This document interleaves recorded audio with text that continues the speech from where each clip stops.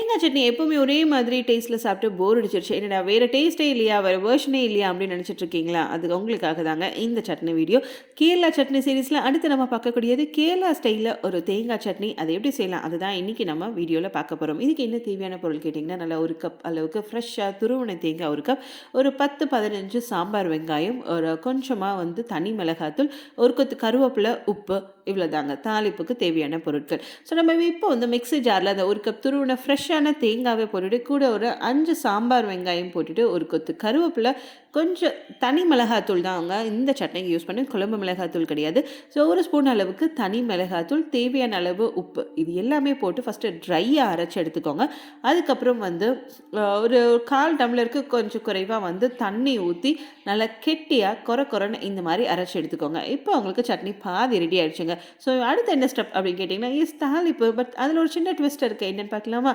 So இந்த தாளிப்புலாம் கொஞ்சமாக கண்டிப்பாக தேங்காய் எண்ணெய் யூஸ் பண்ணுங்கள், செம்ம டேஸ்ட்டாக இருக்கும். அதில் கடுகு, கருவேப்பிலை, காஞ்ச மிளகாய், இது எல்லாமே நல்லா பொரியட்டும். அதுக்குள்ளே நம்ம ஏற்கனவே அந்த 10-15 சாம்பார் வெங்காயம் எடுத்துருக்கோம், அதில் 5 தான் போட்டோம். மிச்சம் இருக்கிறது எல்லாமே நல்லா பொடியாக ஃபைனாக சாப் பண்ணிடுங்க.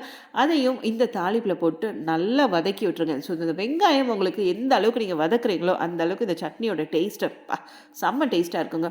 இப்போது இந்த வெங்காயம் மற்ற பொருள் எல்லாமே ஓரளவுக்கு பொரிஞ்சு நல்லா வதங்கிடுச்சு.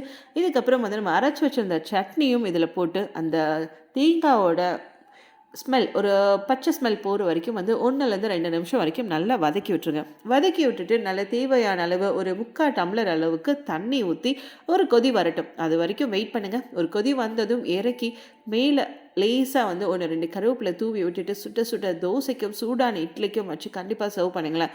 செம்ம அட்டகாசமாக இருக்குங்க. இந்த தேங்காய் சட்னி, கேரளா ஸ்டைல் தேங்காய் சட்னி இருக்குது, எப்படி நீங்கள் கண்டிப்பாக ட்ரை பண்ணுங்கள். இதோடைய டேஸ்ட் எப்படி இருந்ததுன்னு சொல்லிட்டு ட்ரை பண்ணிவிட்டு கீழே மறக்காமல் கமெண்ட் பண்ணுங்கள். அந்த சட்னி உங்களுக்கு பிடிச்சதுன்னா உங்கள் ஃப்ரெண்ட்ஸ் எல்லாருக்குமே ஷேர் பண்ணுங்கள். இப்போ தான் ஃபஸ்ட் டைம் கெட்டி சட்னி சேனலை பார்க்குறீங்க அப்படின்னா மறக்காமல் சப்ஸ்கிரைப் பண்ணி பக்கத்தில் இருக்க பெல் ஐக்கானையும் கிளிக் பண்ணுங்கள். மீண்டும் ஒரு அடுத்த கேரளா ஸ்டைல் சட்னி ரெசிபீஸில் சந்திக்கலாம். நன்றி.